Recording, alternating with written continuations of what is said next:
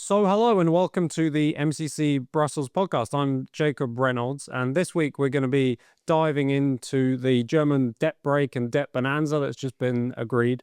We're also going to take a look at a shocking new report about the scale of the EU's funding of NGOs.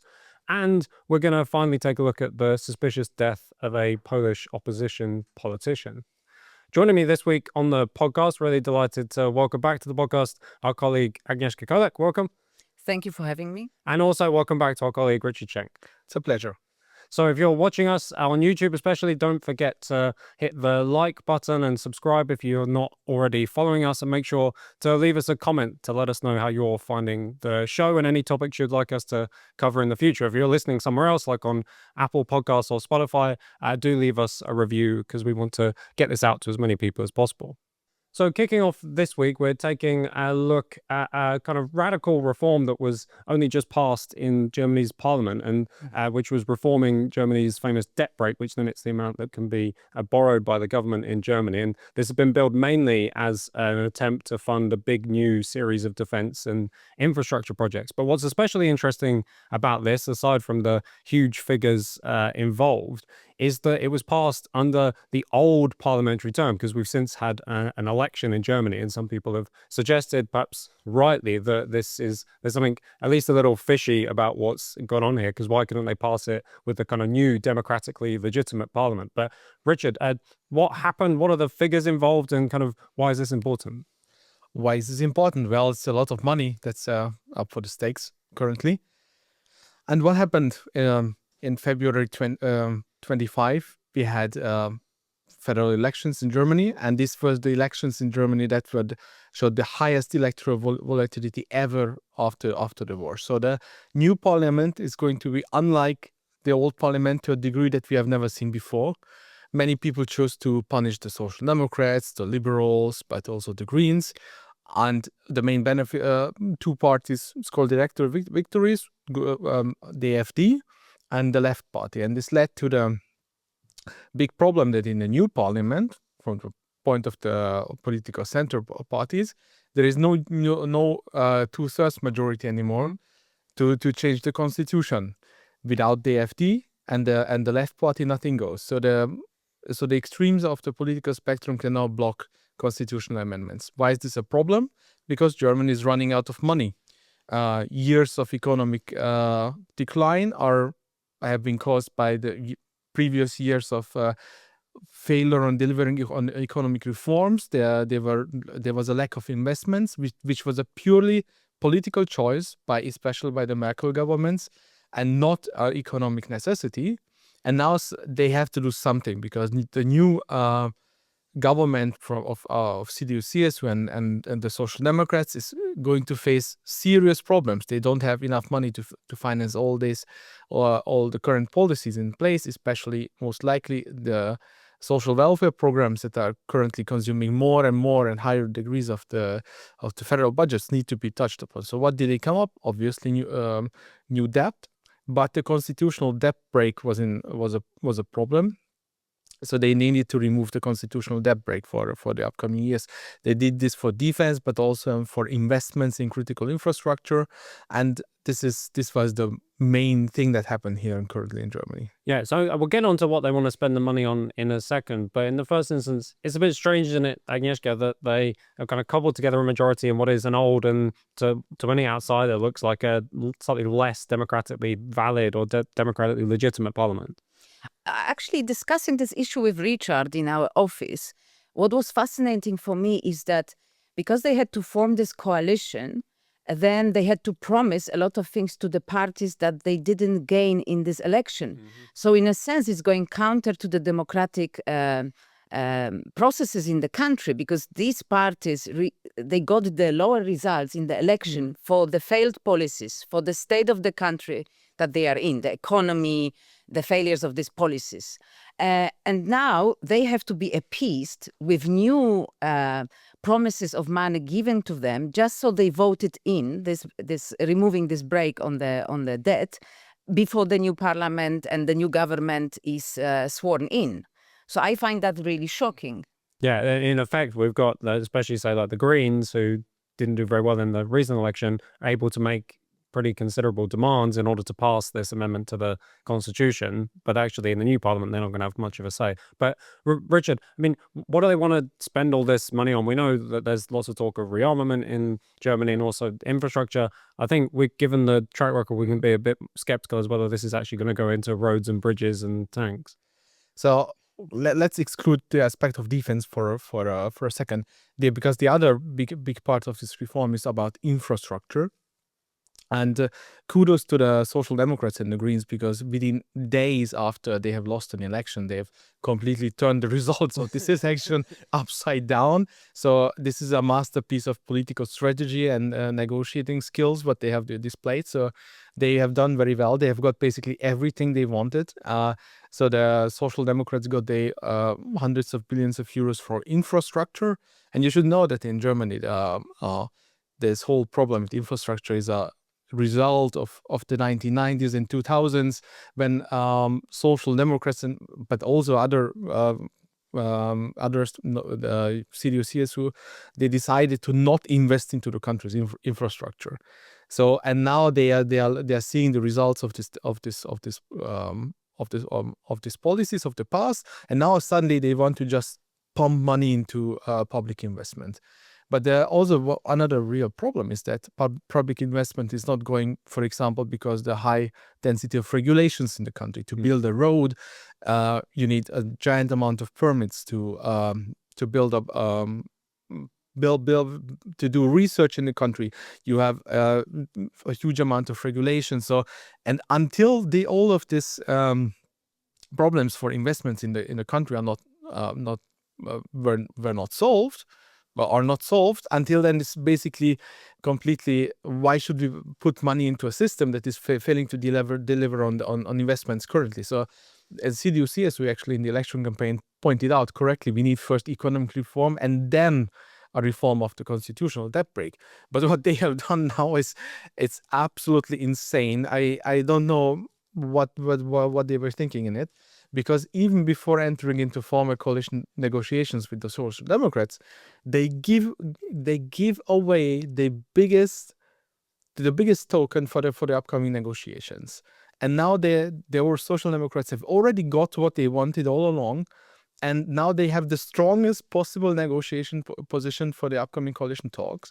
They even have made new alliances with the Greens and possibly with the left.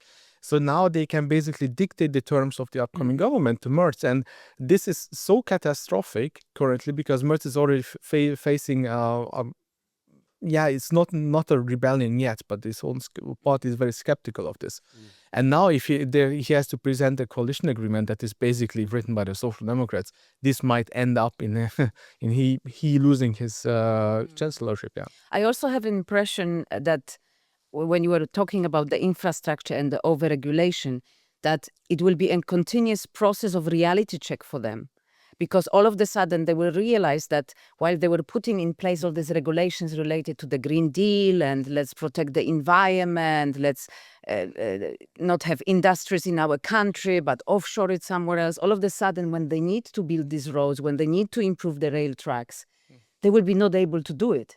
So it will be continuous reality check for Germany. Yeah, well, I think anybody across Europe will be familiar with these problems which are common across lots of countries. You want to build a road or a new railway or something, and suddenly you've got to do 75 environmental checks. You've got to make sure that there aren't any kind of strange species of bird or insect that might be affected by you digging up a small piece of road. So I think they're going to hit reality. And we also know that as part of these infrastructure projects, oftentimes lots of NGOs somehow get involved and they are commissioned to do social impact studies and make sure that minorities are appropriately respected. So I think a lot of this money is, as I said, very little of it's going to go to actual roads and planes and things. And to mention something important, because most of the public investment is actually done in Germany, at least, by local and state governments. So in schools, hospitals, so on, and they are at historically low. These public investments are at very low rates in a historical comparison. So the German federal states are spending less on hospitals currently, nominally, than in 1990, which is insane if you think about it. And Why did this happen? Because the federal government took on more and more social programs, be it pensions, migration, environmental policies, and pushed the burden of these policies into the budgets of the lower levels of government. So they stopped investing, and now. It's a huge mess, and they didn't address the root core of this lack of investment at all. No reform. Yeah, and I mean the other half of this. So there's the infrastructure, but the other half is obviously defense, and Merz has been posing as kind of Europe's savior. But Agnieszka, what do you make of Merz's big defense spending plans? I mean, as a Polish person, we are always very wary of the Germans rearming, but also knowing the track record of the previous defense minister, fighting. I mean, like having exercises with broomsticks and so on. I'm not sure really how it will go, because it's a bit like from a drama to the comedy.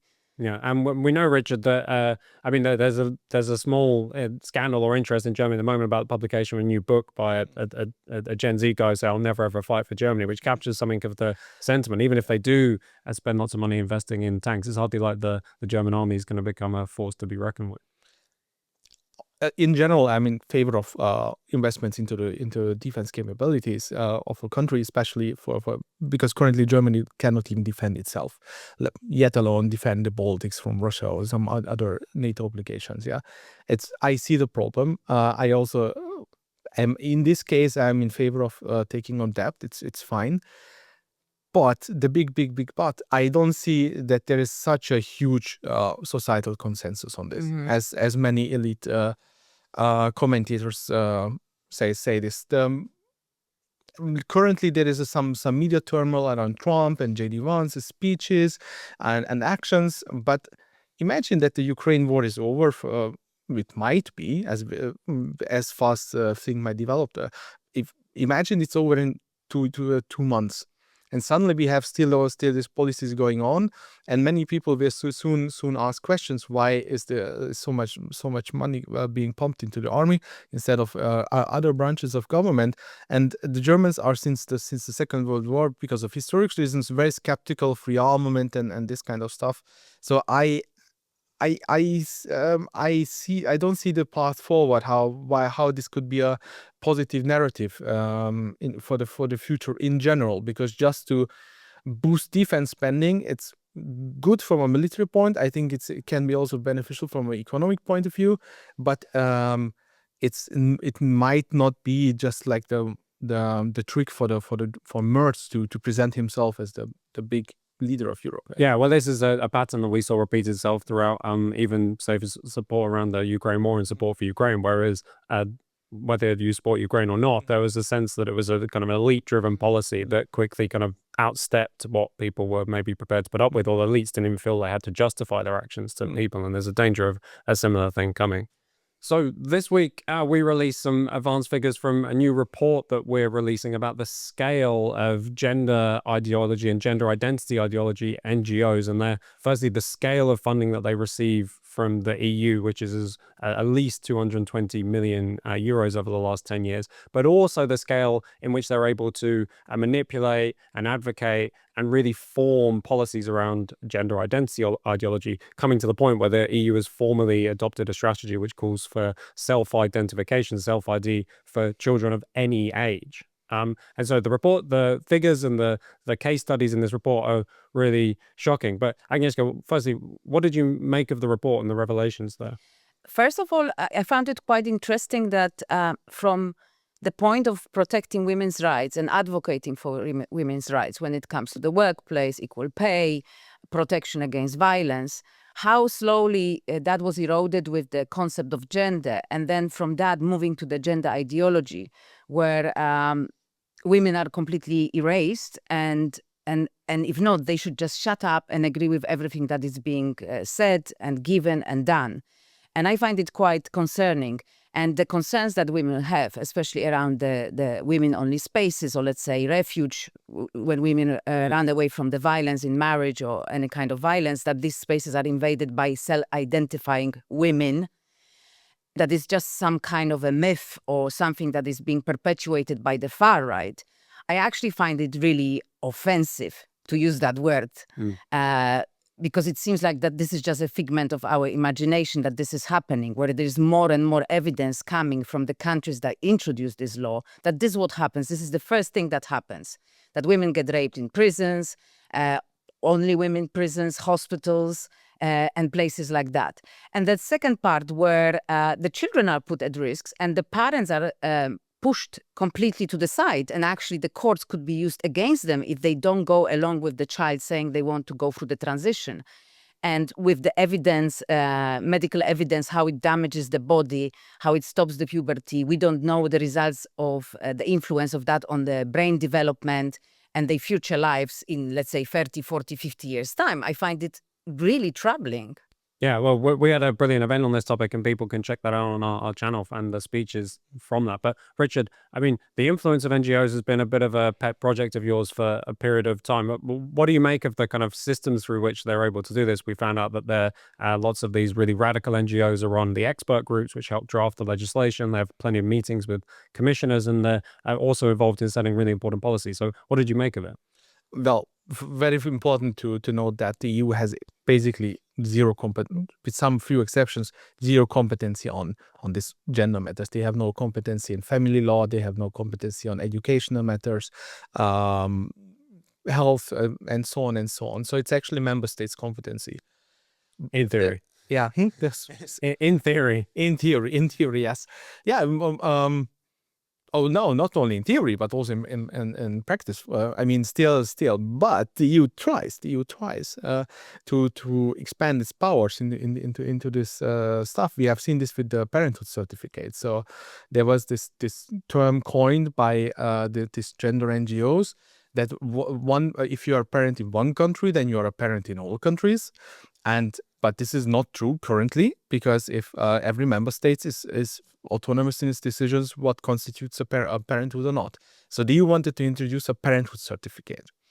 And what we saw that they wanted to use the argument that this is due to labor mobility and this kind of stuff, so internal markets. So this already shows that it's basically as they have no competency on this issue. So they are very glad that all these gender NGOs exist, and then they come to them and put forward all these crazy proposals that what kind of policy should be distributed all across Europe, because it resonates very well with their own narrative that Europe's need more and more and more competencies, power, and that they can mingle even with projects that are dealing with education and health. So this is actually a self-reinforcing positive feedback loop. What I find so devious about the whole project is that it's finding something that on the surface seems to be, let's just be kind and nice. And it's all about rights and not discriminating anyone. And then things are sneaked in behind where they want to make sure that they impose the law through all of these different pressures, that they could withdraw the money because of discrimination, where they want to penalize the countries in different ways possible. And it's the top-down approach to change the culture, to interfere in political life in individual countries, because obviously each individual EU country has got different traditions, kind of a makeup of the society, their beliefs and approaches to private matters, because these are private matters. And all of a sudden, this is this kind of authoritarian approach to that, disguised with this so-called NGOs, because they're not NGOs if they're receiving money from European Commission. They are not NGOs if they're receiving money from the taxpayers, that they were not asked if they want to give money for that. To then put this pressure on individual governments around Europe. Yeah, precisely. And Richard, one aspect that we actually haven't really highlighted as much as maybe we should have from the report is the involvement of NGOs in influencing and setting human rights and EU law through the courts. That's another topic I know that you've been following. Yeah, sure. I mean, it's very once there is EU legislation now, then be it even tiny bit of EU legislation, then there are strategic litigation efforts immediately that are targeting these efforts. Currently, the biggest window of opportunity for these NGOs is not the EU law yet, but they try to expand the EU law, as we saw, but the European Convention of Human Rights. And so there were numerous litigation efforts in front of the European Court for Human Rights that were actually co-financed by the European Union, as our report has uncovered. So the EU was suing, was giving money to these NGOs so that they can sue and they can expand the set of precedences. So, for example, there was this case in Great Britain and then the same person moved to Romania, and then there was a question of what constitutes which sex this person was, and then this was a very powerful precedent that basically forced a lot of member states to adopt similar laws. So, but another issue that is a very hot topic is that many people don't have on the radar is surrogate motherhood. Because one thing is that same-sex couples and the question if they can adopt children, which is very different across the member states. But actually, in most member states, surrogate motherhood is very heavily restricted. It has a lot of safeguards, for very good reasons, for excellent reasons. But still, they want to, through this parenthood certificate, they want to push the issue of surrogate motherhood more and more and more. So, and this is very, very dangerous. And I think surrogate motherhood is protected for a reason. I think that especially from a women's rights perspective, right? Yeah. Well, and one of the other things that was involved in this report, we took the report and its author, along with some other women's activists, right into the European Parliament for what we think is got to be one of, if not the only, kind of what is called gender critical, or people who are skeptical of transgender ideology, one of the first, if only, events in the European Parliament addressing this. We've actually got a little bit of footage of a protest that was staged by some left-wing activists in the European Parliament who didn't want the event to go ahead, but check that out. These people are against women's rights, from rapists in prisons to men in women's changing rooms. Why are you not proud of your stance? Are you not proud of being against women's rights? Why are you hiding your face? Are you not proud to give away my consent? Misogyny is dangerous. Misogyny has no place in feminism. Thank you. That is misogynistic, yes. We don't need men in our spaces. Why are you against women's rights? Also against women's rights? You cannot consent on behalf of me. As a man, you have no place to say what a woman is. You also ashamed of yourself. So many handicapped people. High five. The only people that know what a woman is. Yes. Okay. But Agnieszka, you were there. You walked through this kind of rather pitiful attempt to shame people who wanted to discuss the importance of women's rights. What did you make of the protest and of the event in the Parliament?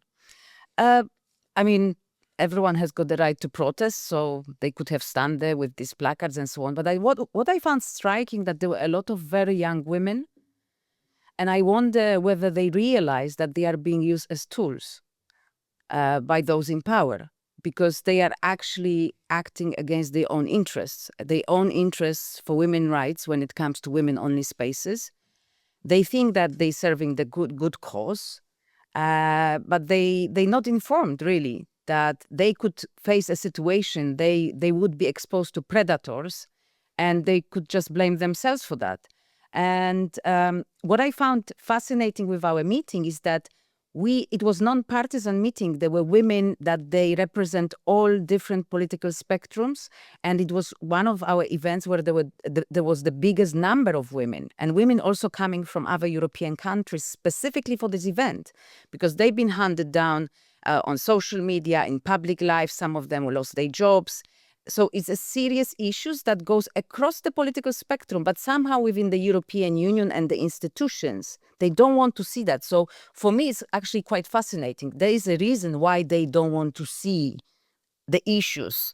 Coming on to our next topic, there have been some really concerning developments in Poland. Well, concerning developments since Donald Tusk took power. You can actually watch our video. We got a deep dive on that very issue about the kind of erosion of the rule of law and of democratic norms under Donald Tusk. But the scandal that's been rocking the Polish world for the last few days has been the death in highly suspicious circumstances following an interrogation by the police.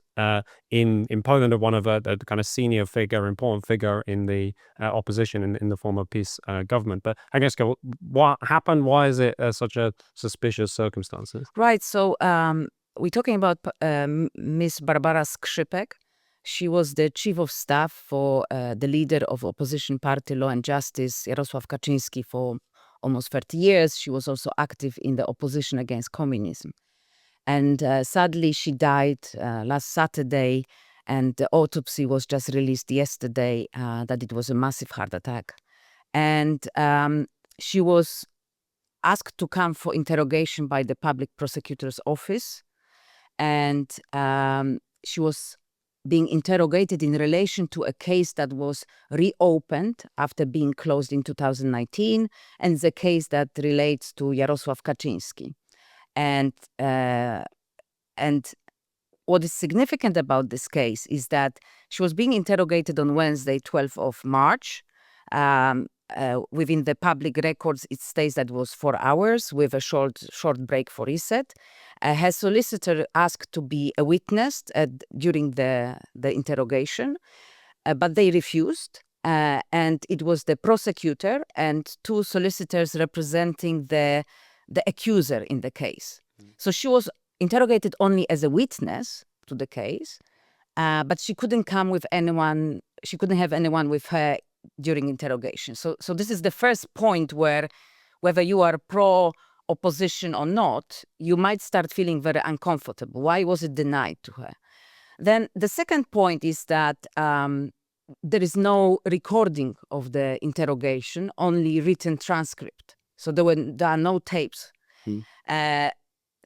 And what concerns me about this case is that as soon as the news reached the public on Saturday that she died, and it was a sudden death, and it was not known that she's got any previous illness that, it could just happen within these few days that she died, obviously everyone got very emotional on the social media and so on.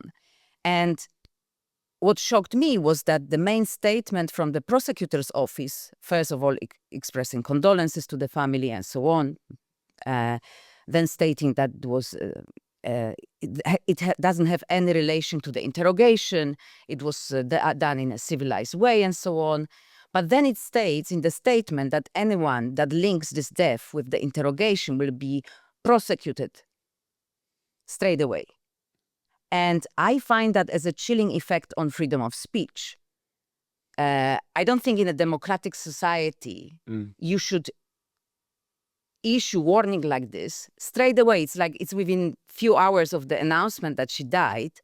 This creates a chilling effect on freedom of speech and people being able to try to understand what really happened. And we might not like the form they want to talk about it. And of course, the coalition government, they might say, oh yes, but this is using a death of someone in a political game. Fair enough. But that was done before by the government in power now. They were doing that during the 8 years of the opposition party being in power. So in a sense, I think if you want to play this game, you need to cool down because you first did this example of how to play the deaths of people in the political sphere. So this is not an argument for me.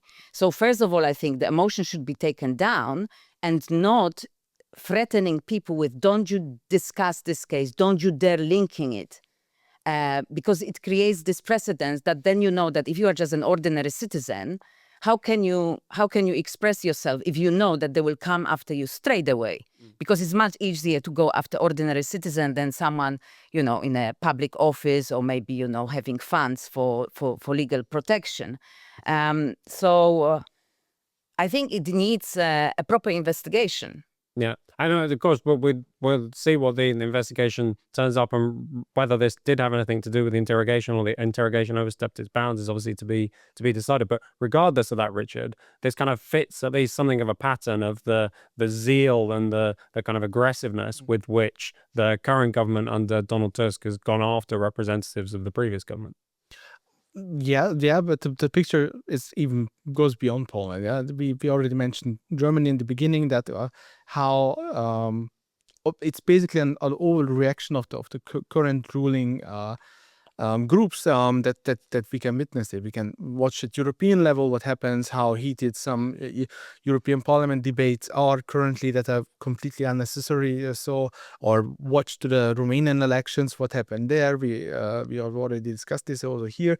So this is it's a very heated, polarized atmosphere all across Europe, and I feel that there is less willingness from the political groups that previously had power to actually obey proper procedures, but also in many regards the just basic political culture. Yeah, so maybe everything was legal in her case. I have no insight into the Polish case, but as you mentioned, Agnieszka, the communications from the judiciary made it worse. Yes. So this is a typical sign of an overreaction that was uncalled for. Yeah. Yes, and additionally, the prosecutor that was chosen for this case, she was known from having very harsh statements on the social media, very harsh statements against the Law and Justice Party. So whether in the public sphere it wouldn't create this image that she's going to be impartial and she will just try to get to the bottom of the things. And then also considering the witness, Barbara Skrzypek, how did she feel going to this interrogation, knowing that she's going to be interrogated by a person that has been so vicious in her social media post, and then that she cannot enter the interrogation with the solicitor representing her? She's going to be with the prosecutor that publicly was stating things that, we need to restore democracy with militant democracy, and, we do whatever it takes to expose the abuse of power and the Law and Justice Party and so on. And then two solicitors representing the person that was the accuser. And then this concept, actually, Richard, is something that we should probably pay more attention to, of some of the concepts that are invoked by the Tusk government, such as this idea of militant democracy, not least because we know, and we've actually done some work to expose, that there are lots of NGOs looking at the Polish case and have actually been involved intimately in setting up the kind of theory and the practice around the Polish case for possible regime change style operations elsewhere. Poland was is still very important for the European Union. It's one of the biggest member states, strategic position on the eastern flank, and so it was from a EU perspective or from a European mainstream perspective. Losing Poland to the PIS government in 2015 was a complete shock, and it was a continued annoyance, obstacle. It was a very, very huge obstacle. And their approach was that they want to put political pressure on it. So Article 7 and other EU didn't work, and now they're using this NGO work they try to bypass the national governments. Or now with Tusk they have an ally at home, even though who is boosting it. So they now want to go directly into the Polish society and change it and form and act against democratic backlash, as it used to say, but it sets up a very dangerous precedent for other member states. Yeah. Do make sure to like and subscribe to the podcast wherever you get your podcast from. Watch out we got lots of videos from both the event in the Parliament and the event that we held on this important new report exposing the scale of the gender NGOs influence. So watch out for those on our channels. But until next week, we'll see you later. But thanks, Agnieszka, for joining us. Thank you. And Richard, thank you so much. It was a pleasure.